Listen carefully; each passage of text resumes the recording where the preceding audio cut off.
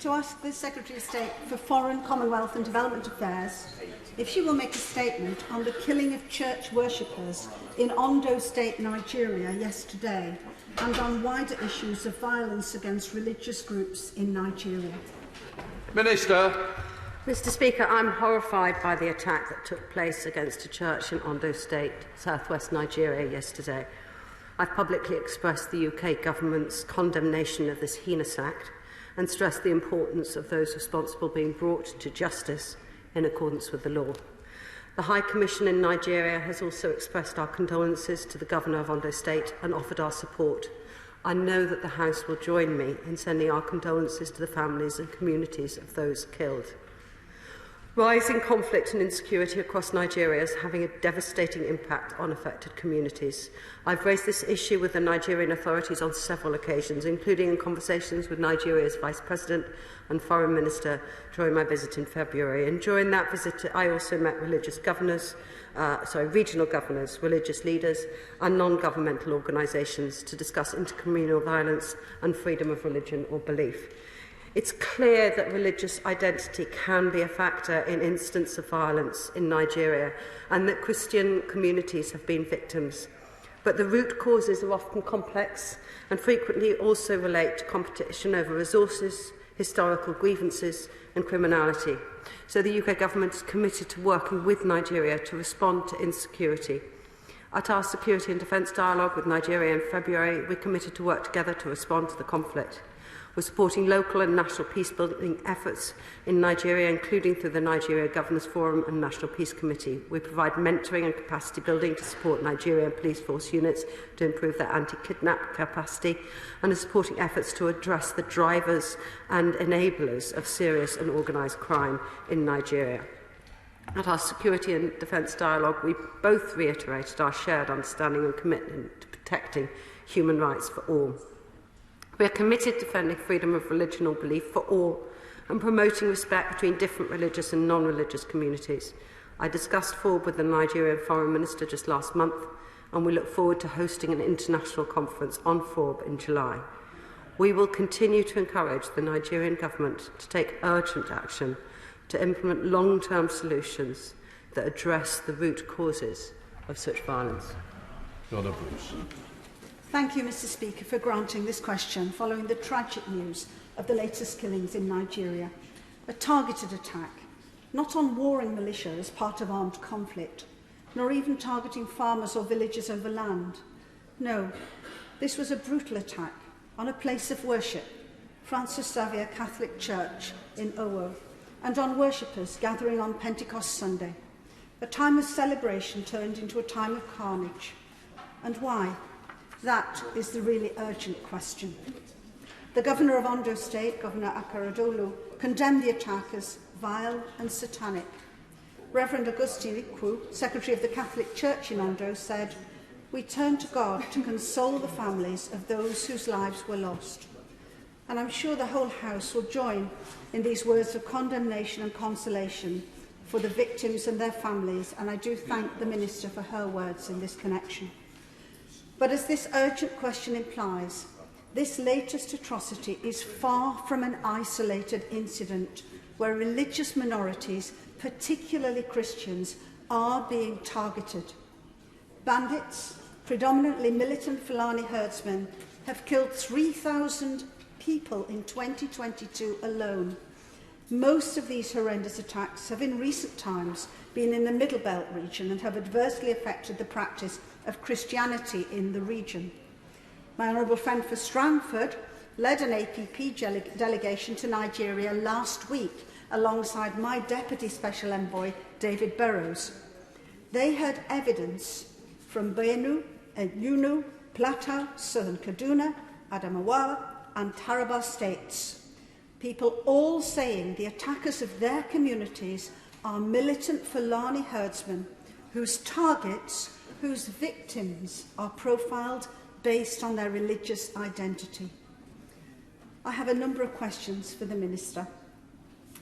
Whilst the causes of violence and conflict in Nigeria are complex, will she agree, following this latest attack, not in the Middle Belt nor in the north, but in the to date relatively safe southwest, that this is a FoRB issue, as the attacks are mainly on largely Christian communities. Will the Minister agree to meet me and the APP delegation to hear how local faith actors and NGOs need more support to bring faith communities together?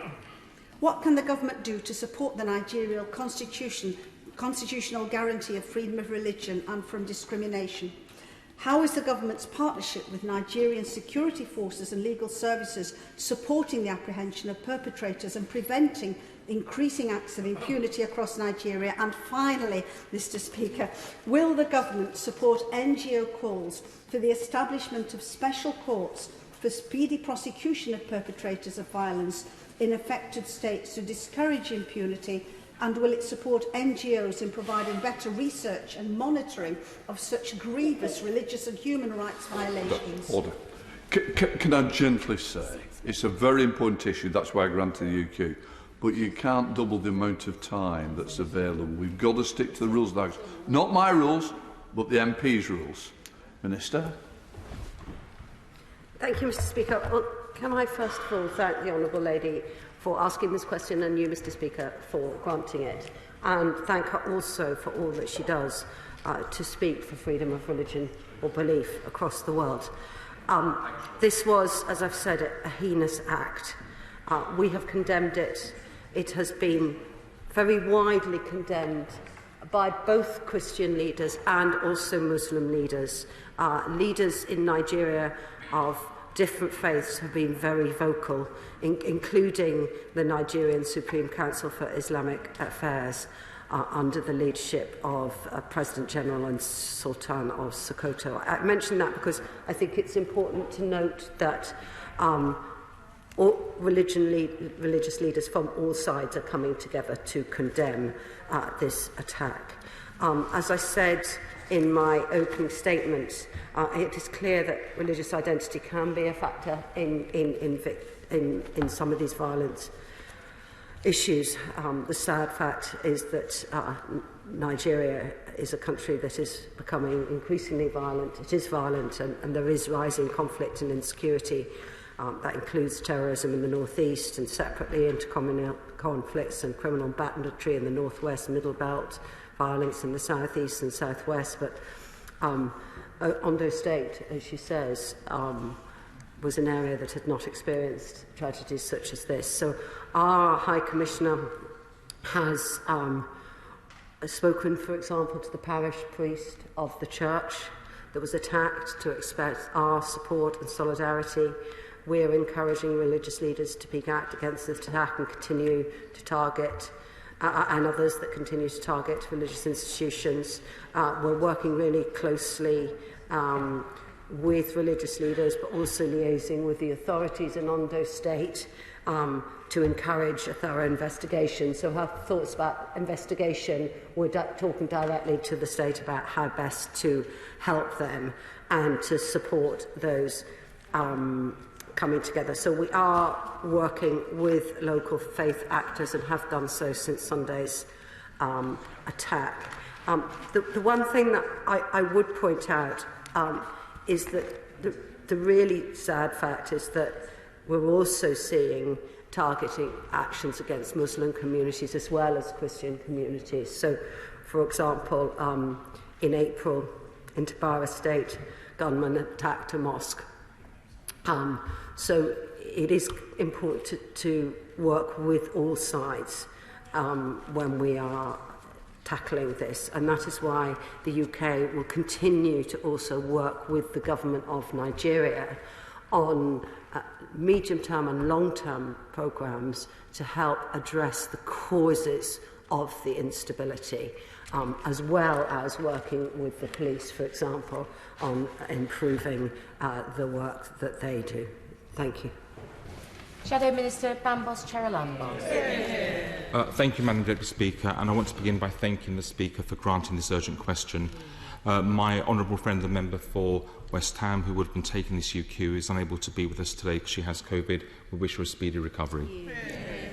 The massacre in Owa yesterday was utterly horrific. To target a church where so many were gathered to peacefully pray and celebrate Pentecost is truly appalling. Reports suggest that at least 50 people have been killed, including children. The shock and sorrow, the anger and despair felt by the families and the communities broken by this atrocity will be shared on both sides of the House.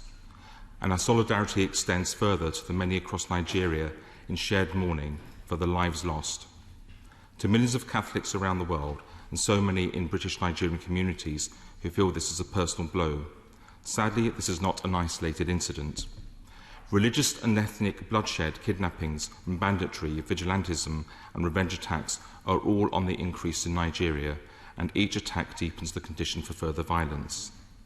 Insecurity has been increasing rapidly across much of West Africa, and we haven't seen an equally urgent response from the government. As the desert expands with climate heating, traditional livelihoods are destroyed, governments are weakened, mistrust grows along economic, ethnic and religious lines, and criminals and terrorists fill the void. Surely we must recognise that insecurity even poses a threat to the stability of Nigeria as a democracy, and supporting such an important regional and global partner must be a top priority. So how will the government adapt and build upon the UK-Nigeria Security and Defence Partnership to focus on the drivers of insecurity on the ground across Nigeria? And what will the government do to stop Nigeria and the wider region from sliding further into instability with all the further atrocities that will result? Thank you, thank you to the member for speaking, and can I just send my best wishes to the member for West Ham, honourable member, and I hope that she feels better soon. He asked a really important question about what are we doing to address the drivers of conflict, and there are different drivers in different parts of the country, and I've had the huge privilege to be able to visit the country and talk to a lot of different groups, and also meet my counterparts a number of times. But so, for example, in some parts of the country you get conflicts between herders and ranchers. So we have provided technical support to the Vice President's Office to develop Nigeria's National Livestock Transformation Plan, and this is to set out a long-term approach towards more sedentary forms of cattle rearing. That explicitly is to address some of the drivers of intercommunal violence. That plan is now being implemented in 8 different states of the Middle Belt region. So very specific, targeted work that's now being implemented. We also support efforts to respond to the conflict in, for example, work that we do on regional stabilisation efforts and the regionally led fight against arms groups, including demobilising, de-radicalisation and integration of former group members. We provide humanitarian aid to the crisis in northeast Nigeria, where 8 million people need life-saving assistance. One of the issues that we have helped with is improving respect for humanitarian law within the defence services. So part of our defence training officer is improving understanding of international humanitarian law. In my visit to Nigeria, I was really pleased to hear that in the northeast region, the relationship between security actors and local community members seems to be improving, and this was told to me by a local community leader who directly related that improving of relationships to the work that we have been doing to help improve understanding of humanitarian rights by the security services. So many, many different actions that we are taking in a very, very complex situation. And incidentally, Madam Deputy Speaker, I'm going to have the huge honour of meeting the Archbishop of Canterbury tomorrow, and I will certainly be discussing this with him. Dr. Julian Lewis. Madam Deputy Speaker, will the Minister take a look at early day motion number 95, which has been tabled by the Honourable Gentleman for Strangford and others, about the horrific stoning to death and then burning of the body and indeed the buildings of the college of a young female Christian student who had the temerity to object to the way in which a WhatsApp group was being used for inappropriate, quote-unquote, religious purposes. Does she accept that this problem goes wider than marauding groups, and will she make every effort to ensure that the Nigerian authorities bring the perpetrators of that barbaric crime as well as this one to justice? Madam Deputy Speaker, I believe the Honourable Member is talking about the awful murder of Deborah Samuel, which took place on the 13th of May. It was another barbaric and heinous act. I've expressed my public condemnation. We've urged the relevant authorities to ensure that perpetrators face justice in line with the law.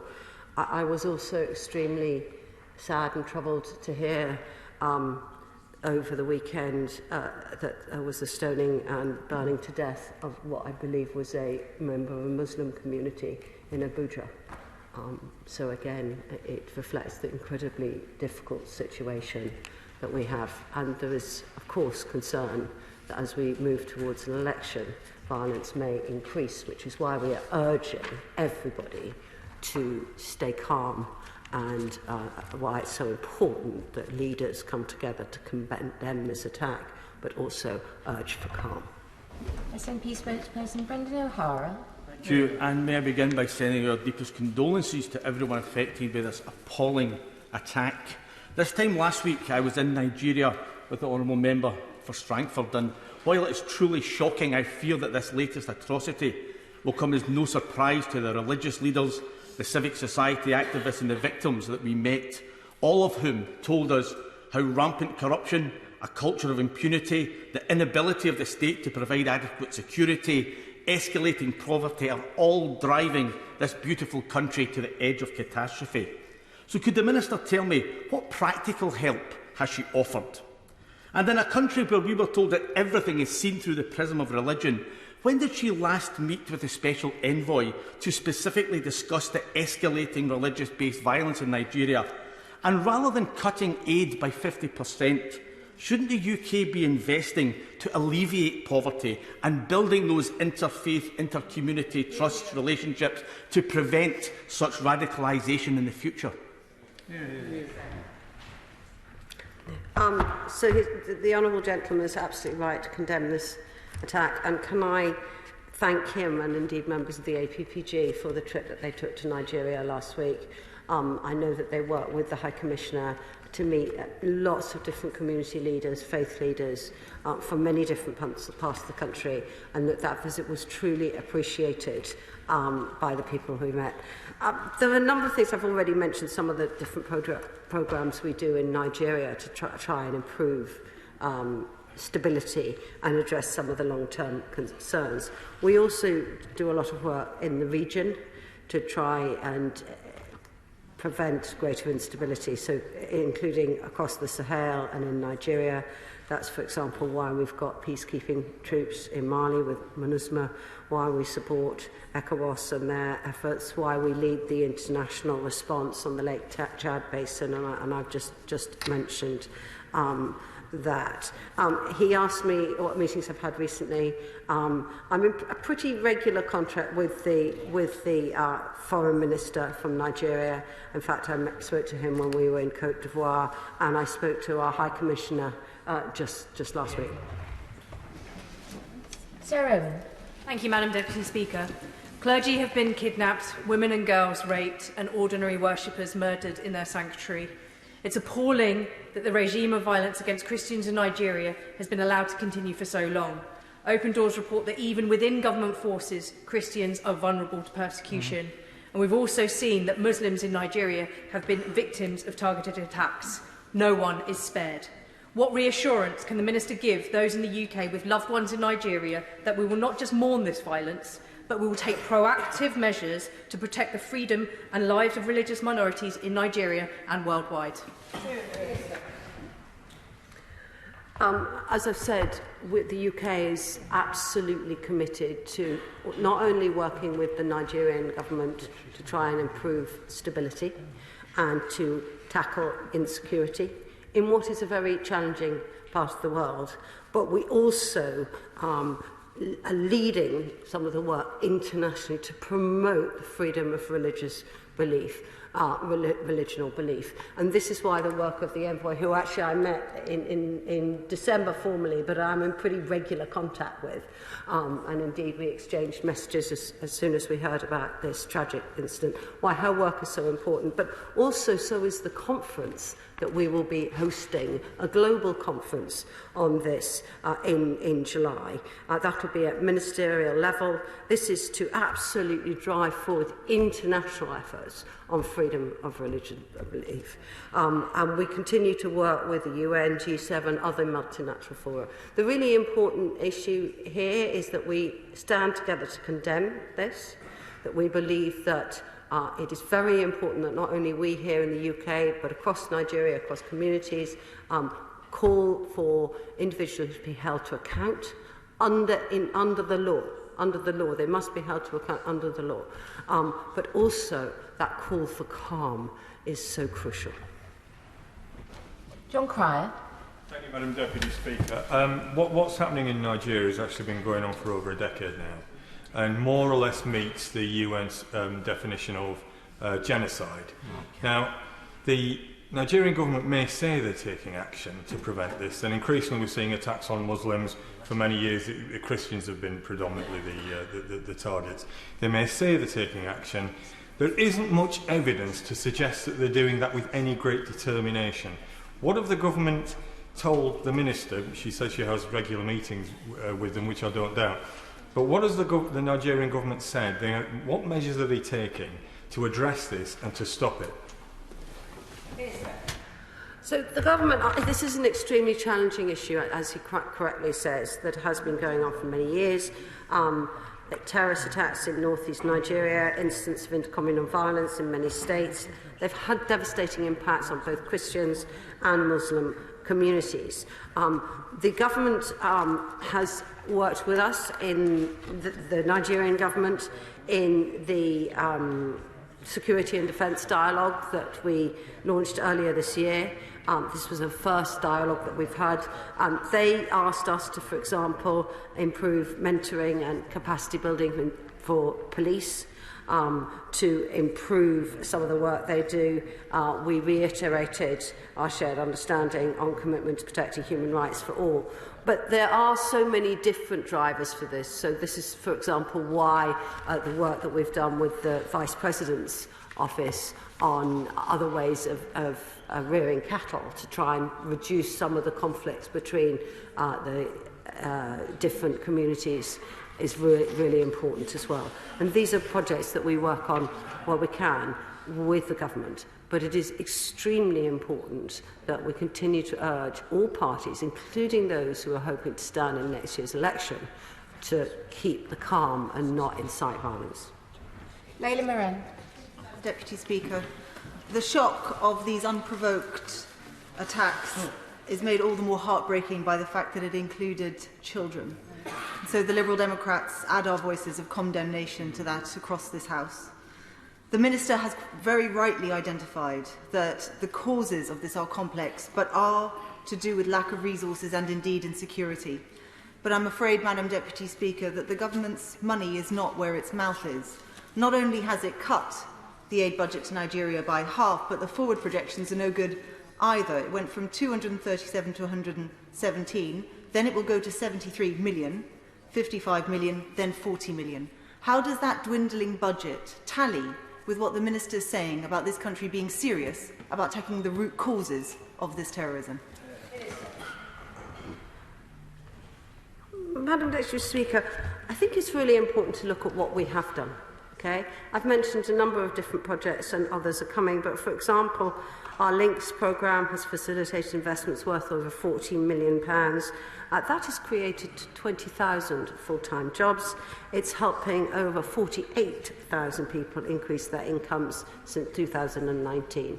And as I said earlier, when I visited the region, I was very moved to hear how the relationships between the community members and members of forces had significantly improved in the Lake Chad Basin. It is a very difficult part of the world. It has got very, very high levels of conflict, one of the highest countries in the world for conflict. But there were some slithers of optimism that I think we should continue to try and develop. Mike Kane. Thank you, Madam Deputy Speaker. I, like hundreds of millions across the planet, had the pleasure of celebrating Pentecost yesterday. And with no disrespect for the Minister, I still don't think the FCDO gets this. Government has to recognise anti-Christian nature of the attack on the birthday of the Church yesterday, because there were attacks at the chapel of the Pentecost in Jerusalem as well yesterday. Does she agree that the religious dimension has to be addressed for progress to be made? Madam Deputy Speaker, as a Christian, I know how important Pentecost is. It is a really important service, and to attack Christians at prayer is a hideous crime. It is also a hideous crime to attack anyone from any religion who is trying to worship and pray for peace. And that has ripped away the peace of that community, of those who lost their lives and of their families. At this point, it is not clear who was behind the attack or motivated it specifically. There could be up to 50 different victims. As I said in my opening remarks, it is clear that religious identity can be a factor of incidents of violence in Nigeria. We have seen attacks against churches. We have also seen attacks against mosques. And it's really important that we work with a country that is 50-50 in Muslims and Christians, that we work together across the face to call for peace, to call for calm, and to call out those who attack others, whether it's religious motivated or otherwise. Thank you, Madam Deputy Speaker. The Minister highlighted the fact that we need to hold those to account in law. Sunday is a religious day for many Nigerians, and to know that so many women and children died at St Francis Church for just worshipping is very sad, and I also send my condolences to those families. One of the key issues around this is the fact that support for regional, state and community policing in Nigeria, that instability is something that's been mentioned by many members across this House. The Minister may be aware that just a week ago, the head of the Methodist Church, Bishop Sam Kanu Uche, was kidnapped, abducted in Abia State. 2 weeks ago, 2 Catholic priests were also kidnapped. Again, people merely wanting to worship and express their religion are being attacked. What more is the Minister going to do in addressing this to help provide basic security for communities, including communities in my constituency of Vauxhall, who are worried about their family back at home in Nigeria? There's a number of different questions there, and I understand how concerned some of her constituents may be about their family back in Nigeria. Firstly, when we met with the Nigerian government in the dialogue on security and defence in February, we agreed to cooperate to support Nigeria to tackle security challenges and to promote human rights, and that's a really important part of the policing here. We have offered to support Ondo State, liaising already with the governor there to encourage a thorough investigation. I know that my High Commissioner is also encouraging religious leaders to speak out against this attack, but to encourage them to come together in condemnation, but also to continue to call for calm, to give support to the victims, and to ensure that those who face justice, the justice is in line with the law. And those are key commitments that we are working to try and support from all community leaders. And on top of that, of course, the APP Chief of Freedom of Religion Belief visited the country just last week. Shannon. Mr. Speaker, can I thank the Honourable Lady for Congleton for bringing it forward, and to the Minister for her responses. I wish to also associate myself and convey my deepest sympathies to those who grieved today, and will continue to pray for all of those families. As the Minister knows, I travelled to Nigeria last week with members of this House in Naylor Place. There we met with many Christians who have been targeted in the very same way as those celebrating Pentecost at St Francis Church were targeted. Just last year, Minister, 4,650 Christians were killed for their faith in Nigeria, 13 per day. In our discussions with the Nigerian government and the state governors and the British High Commissioner, it is clear that the duty of any government is to protect its people first and foremost, to keep them safe from murder and to ensure that their right to worship their God in the way that they wish to do. So can I ask the Minister, what help can the UK government give to the Nigerian government and to the military to combat the terrorism in general, ever mindful that the military were involved in 30 operations out of the 36 states in Nigeria? It's a big job. We need to help them. Well, first of all, can I thank the Honourable Member for Strangford for leading the delegation last week. It was an invaluable opportunity to meet with religious and political leaders and discuss freedom of religion or belief in Nigeria. I also believe that you raised the impact of conflict and insecurity on FoRB, and this is an issue which Sunday's attack just so dreadfully highlighted. But thank you for continuing to fly that flag. In terms of support, we have a number of programmes running in the country. We're working with the military on training, for example, on human rights. I have heard that that has been making a difference. It is a very, very complex situation, but we do stand ready to support where we can. Helen Hayes. Thank you, Madam Deputy Speaker. My thoughts are today with the families and friends of the worshippers brutally killed in St Francis Church in Owu yesterday on a sacred day for Christians around the world. Members of my constituency who are members of the Nigerian diaspora have been raising their grave concerns around escalating religious-based violence in Nigeria for a long time now. And I tabled a written question a year ago on this topic, and I looked at the answer today. The response then was the same as the response we've had from the Minister today, which is that the government is encouraging the Nigerian government to take urgent action. While we've had warm words from the Minister today, I'm afraid the response doesn't meet the scale of the urgency of this horrific loss of life and escalating violence that we are seeing in Nigeria. So I asked the Minister, what is her own measure of the success of the programmes that she's talked about today? How will she know what is the impact that she is looking at for those interventions? And what engagement is she having with members of the Nigerian diaspora here in the UK to help inform the government's approach and make sure that it really is having an impact to stop this terrible violence? Minister. I'd like to thank the Honourable Lady because she is actually asking really important questions. This is a really it's a really tragic situation. It is one of the most violent countries in the world, and the violence is coming from many, many, many different reasons and different reasons in different parts of the country. This is what I've heard when I visited myself, but also when I've spoken to different leaders on the ground, different community groups, different stakeholders.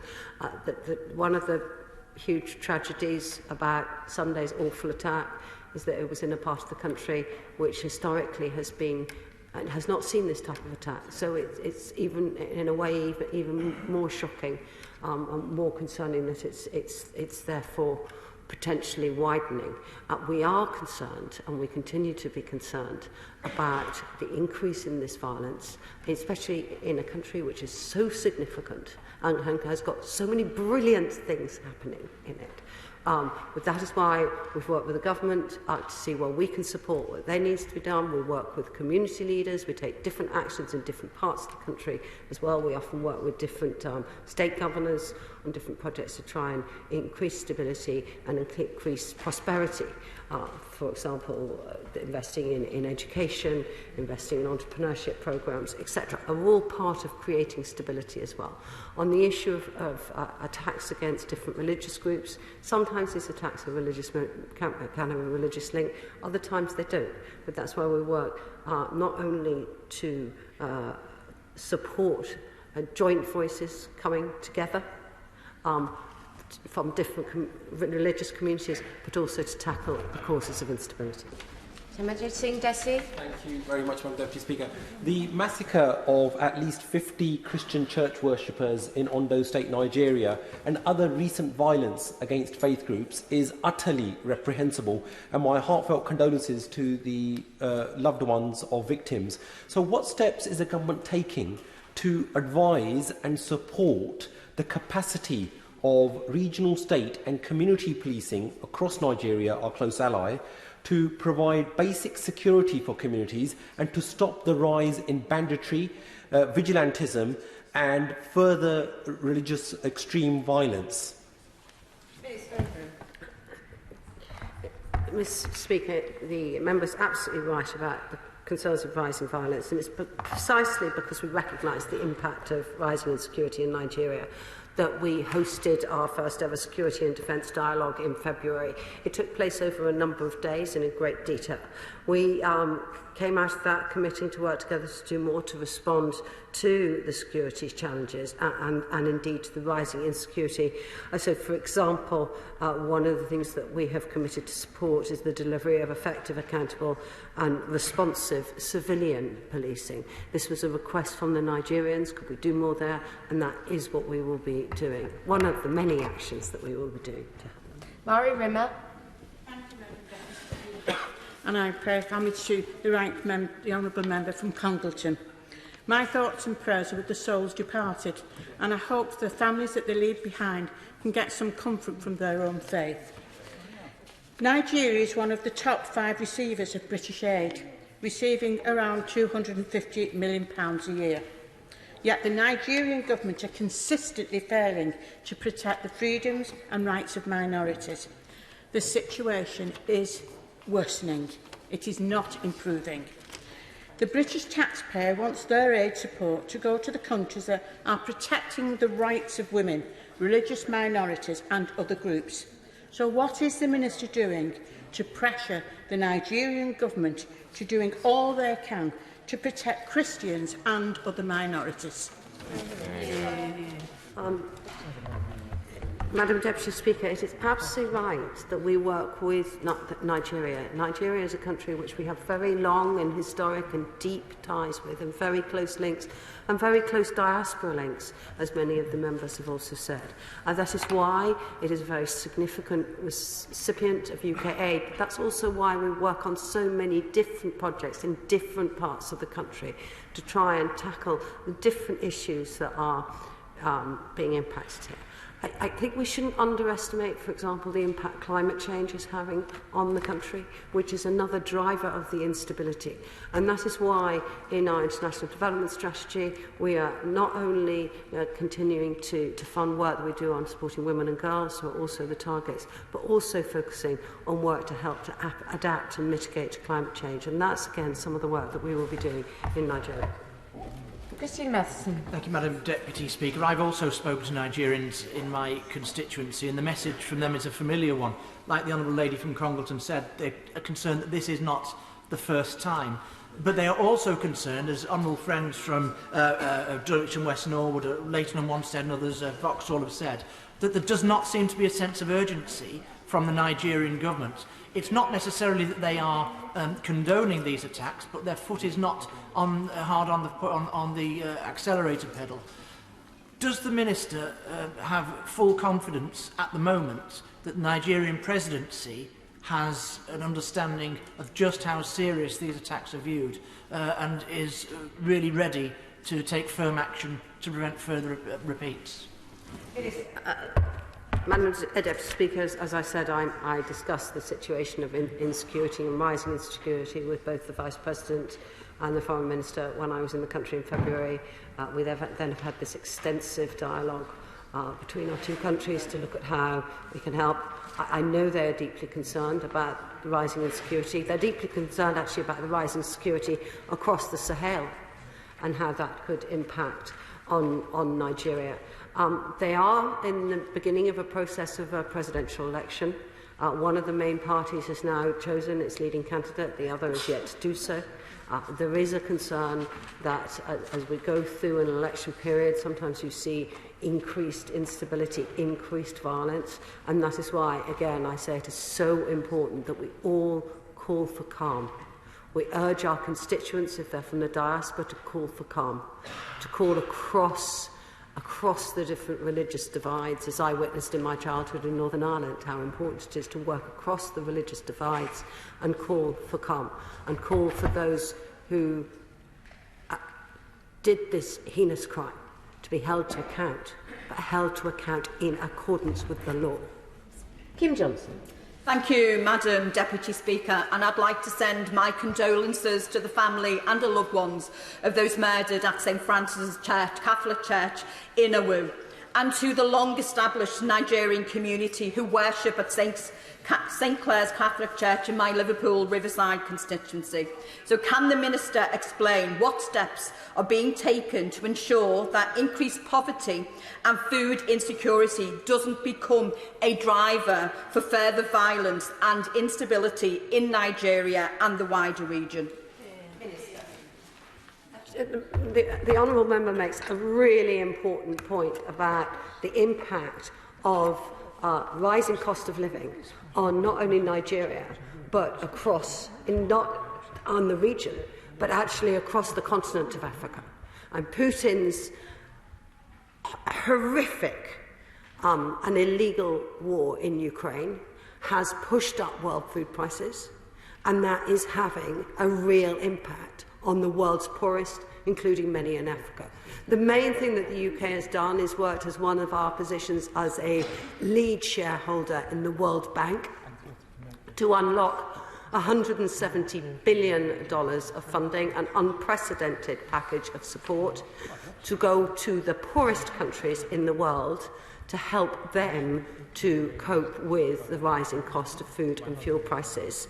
That funding, and a lot of that funding, is going out quite rapidly, and we are encouraging it to go to the poorest countries first. But this, by Putin, is impacting on the world's poorest, including in Nigeria and across the continent of Africa. Thank you. I thank the Minister for answering the urgent question, and the